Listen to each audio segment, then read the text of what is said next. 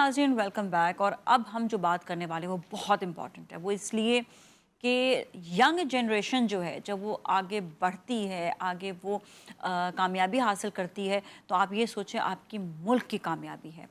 और इसमें सबसे ज़्यादा अमल दखल होता है आपकी स्कूल की एज से ही।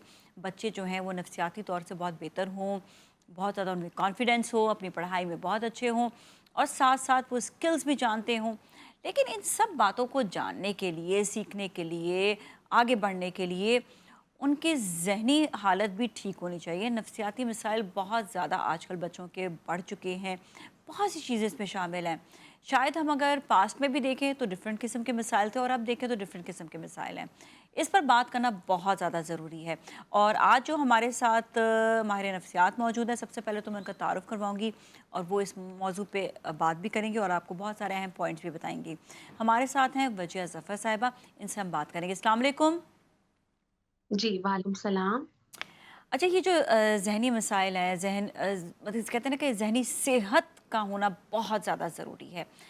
अक्सर औक़ात शायद हम भी नहीं समझ पाते हैं, वालिदैन नहीं समझ पाते हैं कि बच्चों को भी ज़हनी मसाइल हो सकते हैं, वो भी ज़हनी नफ्सियात का शिकार हो सकते हैं। पहले तो ये बताएँ कि जो स्कूल गोइंग एज है जिस तरह बच्चों की, उसमें कौन-कौन से ऐसे नफ्सियाती मसले हैं जो बच्चों पर आ जाते हैं? अच्छा, यहाँ पे मैं एक चीज़ ऐड करना चाहूँगी कि बहुत सारे जो स्कूल के पॉइंट्स हैं ना, वो सिर्फ़ पेरेंट्स नहीं बल्कि स्कूल को भी हाइलाइट करने की ज़रूरत होती है, जी, जी। राइट? क्योंकि हर बच्चा ओपन अप नहीं होता अपने इश्यूज़ को लेकर, राइट? हुँ, लेकिन हम जो क्लिनिक में भी देख रहे हैं, जो एज़ अ प्रोफ़ेशनल मैं ऑब्ज़र्व कर रही हूँ, जो बहुत कॉमन प्रॉब्लम्स बच्चे फ़ेस कर रहे हैं हुँ, स्कूल में, उसमें सबसे पहले तो बुलिंग की हिस्ट्री आ रही होती है, बच्चे को बुली किया जा रहा हो। Yes, number yes. 2, टीचर्स जो कंपैरिज़न कर रही होती हैं हुँ, क्लासरूम के अंदर। मैं टीचर हुँ, स्टूडेंट दोनों की बात करूँगी, ठीक है?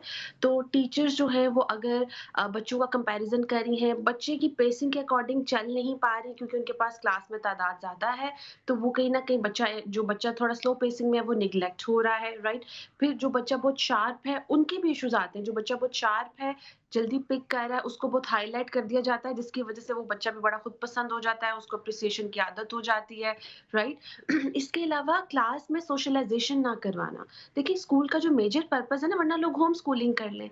स्कूल का मेजर पर्पस ये होता है कि बच्चे को सोशल स्किल्स डेवलप करना सिखाएँ, जी, बच्चे को जी। सिखाएँ कैसे दोस्तियाँ बनानी है, लंच कैसे शेयर करना है, फ्री टाइम में कैसे एक्टिविटीज़ को प्लान आउट करना है। और टीचर को ये चीज़ देखनी चाहिए कि ब्रेक टाइम में कौन-कौन सा बच्चा इन चीज़ों में लैग कर रहा है। तो हुँ। जिन इन सोशल स्किल्स पे जहाँ पे बच्चों पे नहीं वर्क किया जाता है, क्योंकि एट टाइम्स बच्चे को नहीं समझ आती है, तो फ़ोर्स कर दिया जाता है, इसको दोस्त बनाएँ, रेदर देन कि पहले इसकी इंडिविजुअल काउंसलिंग करें। मैं एक चीज़ ऐड करूँगी कि देखिए, पहले ज़माने में काउंसलिंग का कॉन्सेप्ट नहीं था, इसलिए बच्चों की मेंटल हेल्थ, क्योंकि सोशल स्किल्स वैसे ही बच्चे की बड़ी डेवलप होती थी स्क्रीन ना होने की वजह से। अब जो है हमें इन चीज़ों पे बच्चे को काउंसल करना पड़ता है, बताना पड़ता है कि हाउ टू मेक फ्रेंड्स, क्योंकि बच्चा घर में हर टाइम स्क्रीन ही देख रहा होता है। यहाँ से जाएगा और बच्चे के ऊपर यहाँ घर स्कूल से घर जाएगा, ओवरऑल स्ट्रेस होगा, फिर पढ़ाई का होमवर्क करना है और और भी एक्टिविटीज़ घर में होती हैं, फिक्स्ड होती हैं। तो बच्चा सोशल स्किल्स सिर्फ़ स्कूल से ही कई बच्चे डेवलप कर रहे होते हैं, क्योंकि उनके घर में कोई सिबलिंग या उनका एज फेलो नहीं होता है, कोई कज़िन नहीं होता है, राइट? जी, सो जी। मोस्ट इम्पोर्टेंटली जो मैंने इश्यूज़ देखे, एक तो सोशल स्किल्स के देखे हैं बच्चों के इश्यूज़, बच्चे अब्यूज़ हो रहे होते हैं अपने पीयर ग्रुप में, एंड नंबर 3 उनके कंपैरिज़न्स अच्छा, बहुत इसका ज़्यादा हो हल रहे क्या होते हैं होगा? क्लास में। इसका कैसे हल इसका होगा? इसके इसके बाद मेरे पास बहुत और इम्पोर्टेंट सवालात हैं, उसके हवाले से भी बात होगी, लेकिन पहले इसका हल बताइएगा। अच्छा, इसका हल सबसे पहले ये है कि टीचर को बेशक क्लास में 30 की स्ट्रेंथ हो, देखिए 30 के 30 बच्चे तो नहीं लैग कर रहे होंगे ना, 30 में से 2 या 3 ही बच्चे होंगे जो लैग कर रहे होंगे। तो टीचर उस चीज़ को प्रेशर लेने की बजाय अपनी रिस्पॉन्सिबिलिटी ले या उस चीज़ के ऊपर वर्किंग करे कि कैसे उसने इस बच्चे की इंडिविजुअल काउंसलिंग करनी है, या स्कूल में काउंसलर्स का होना बहुत ज़रूरी है। काउंसलर्स जो हैं, जो बाकायदा बच्चे को इस एग्ज़ैक्टली। चीज़ में देखिए, काउंसलर्स होते भी हैं ना, तो ट्रेन्ड काउंसलर नहीं होते। मैं यहाँ ये ऐड करना चाहूँगी, यूजुअली क्या होता है कि वो 4-5 स्किल्स ही बच्चे को बता देते हैं। हुँ, हुँ। यहाँ पे ऐड करना बहुत ज़रूरी है कि काउंसलर्स प्रोफेशनल काउंसलर्स हों, जिनको इंडिविजुअल प्लान बनाना आता हो बच्चे की मेंटल हेल्थ के अकॉर्डिंगली, और ये चीज़ ना सिर्फ़ आपके स्कूल का भी नाम ऊपर करेंगे, बल्कि हमारी सोसाइटी के अंदर जो है, ये जो एज ग्रुप के बच्चे हैं, इनको बहुत ऊपर लेके जाएँगे। अच्छा, वजिया जी, एक और चीज़ ये भी आ जाती है कि जो बच्चे बहुत अच्छा मतलब ग्रेड्स हासिल कर रहे होते हैं, उनको तो बहुत प्रायोरिटीज़ मिलती हैं, उनके बहुत टीचर्स उनको अप्रिशिएट करेंगे, मेरे पास आओ बच्चे, oh you have done well done, और ये और वो। लेकिन जो बच्चा वीक होता है उसको हमेशा इग्नोरेंस मिलती है, जबकि उसके ऊपर ज़्यादा ध्यान देना चाहिए। ये तो मैंने अपने टाइम पर भी देखा हुआ है। और हम ये कहते थे यार, ये मुझे बड़ा तरस आता था उन पे कि यार ये बिल्कुल लो है, ये गूफ सा बच्चा है, इसको जो है इसको आगे इसको इसको मिलना चाहिए, इसको इसको ज़्यादा अटेंशन मिलनी चाहिए। तो मुझे ये मेरा सवाल होता था टीचर से भी कि आप इस पर ध्यान क्यों नहीं दे रहे, ये वीक है। यस। अच्छा, इसमें मैं एक चीज़ ऐड करूँगी, ये थोड़ा-सा हार्श वर्ड है, बट ये टीचर की नाअहली होती है और ये उन माँ-बाप की भी नाअहली होती है, जो घर में जो बच्चा काम कर रहा है उसको हाइलाइट करे, जो इंटेलिजेंट है उसको हाइलाइट करे और जो बच्चा लैग कर रहा है उसको और लेट डाउन करे। ये कोई अच्छी स्किल नहीं है। ये पेरेंट और टीचर दोनों की अच्छी स्किल नहीं है। क्यों? क्योंकि एक तरफ आप सुपीरियॉरिटी कॉम्प्लेक्स ला रहे हैं बच्चे की तारीफ़ कर के, उसको भी खराब कर रहे हैं, एंड नंबर 2, जो बच्चा नहीं कर पा रहा उसके अंदर इन्फीरियॉरिटी कॉम्प्लेक्स ला रहे हैं, जिससे उसकी ना सिर्फ सेल्फ एस्टीम, ना सिर्फ उसका कॉन्फिडेंस, उसकी ओवरऑल पर्सनैलिटी शैटर होती है। और अगर बच्चा अंडर 7 इयर्स ऑफ एज है या 8 इयर्स ऑफ एज है और आप ये प्रैक्टिस कर रहे हैं, तो इससे ज़्यादा मैं ये चीज़ मेंशन करना चाहूँगी कि वर्स्ट टाइप की पेरेंटिंग या टीचिंग स्किल्स मैंने नहीं देखी हैं। और हम अपने टाइम पे देखते थे, तब पैटर्न्स ये होता था कि पैटर्न यही होते थे कि अगर बच्चों को समझाना है तो किसी दूसरे को एप्रिशिएट कर दें। नहीं अवेयरनेस थी। अब तो हमें अवेयरनेस है, अभी हमें पता है कि दिस इज़ रॉन्ग। अगर आप एक बच्चे को हाइलाइट कर रहे हैं बहुत ज़्यादा, उसकी उन जो जो बच्चा काम कर रहा है उसको बहुत ज़्यादा ऊपर लेके जा रहे हैं, तो नेचुरली जो बच्चा अच्छा परफ़ॉर्म भी कर सकता है, मैं गूफ या उस बच्चे की बात नहीं कर रही जो डल सा है, जो बच्चा एवरेज पे भी है ना, वो भी नीचे जाता है। क्यों? अच्छा। क्योंकि उसको लगता है मैं नहीं कर सकता। तो यहाँ पे मैं एक चीज़ सॉल्यूशन ऐड हुँ। करना चाहूँगी जी, बिल्कुल। कि आप बच्चे की सेल्फ एस्टीम पे वर्क कर सकते हैं, जब आप उसको जस्ट एक टीचर यही सेंटेंस कह दे कि you can do it. I know you can do it, अच्छा, राइट? बिल्कुल ये जो सही बात है तो सेंटेंस हाँ। है, पेरेंट्स और टीचर बच्चे को रोज रोज डेली बेसिस पे कहना शुरू कर दें, तो उस बच्चे के अंदर कॉन्फिडेंस आना शुरू होगा, उसकी माइंड प्रोग्रामिंग स्टार्ट होगी।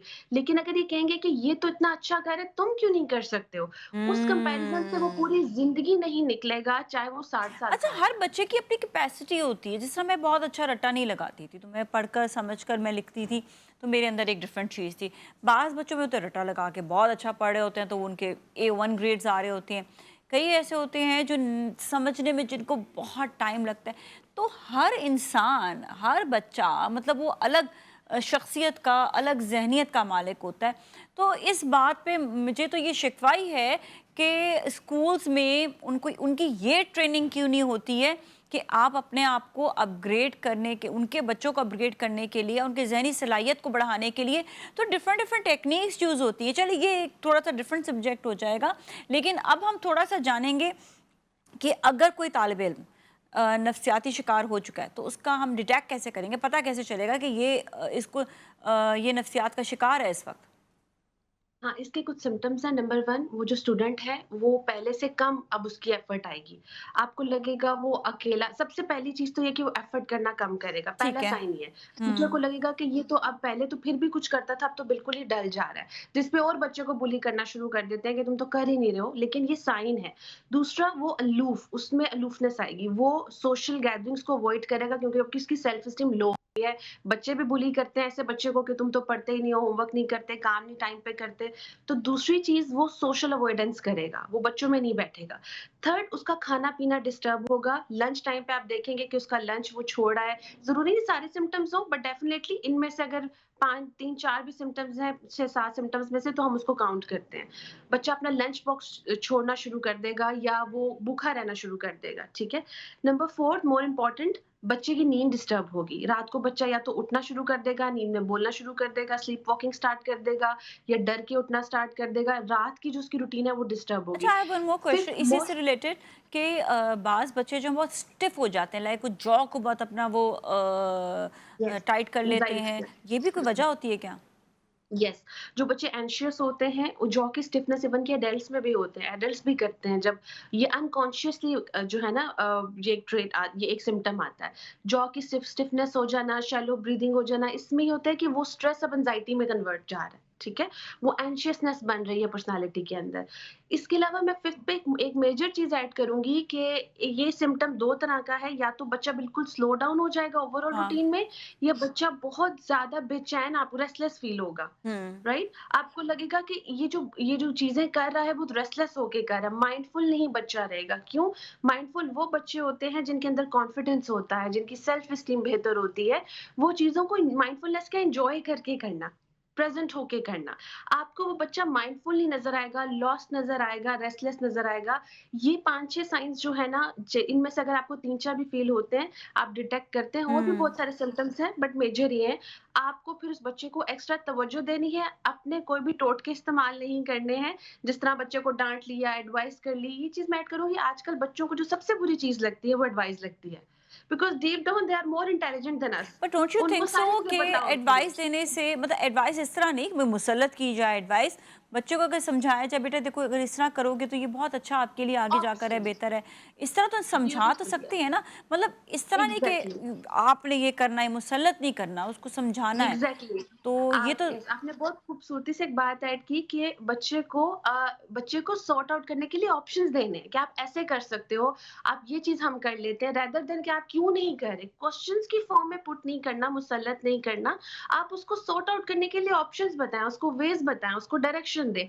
आजकल का बच्चा डायरेक्शन माँगता है। उसको होता है कि मुझे ये बताया जाए कि मुझे क्या करना है, एंड ट्रस्ट मी, मैंने बहुत छोटे-छोटे बच्चों को भी देखा है कि जब उनको बिठा के डायरेक्शन देते हैं, तो बड़ा खुश होते हैं कि अब वो स्टक नहीं फील कर रहे हैं। जी, जी। अच्छा, ये बताएँ कि छोटे बच्चे जो होते हैं, बहुत छोटे बच्चे जिनके हम कह रहे हैं किंडरगार्टन के हो गए, नर्सरी के हो गए, क्या वो भी डिप्रेशन का शिकार होते हैं?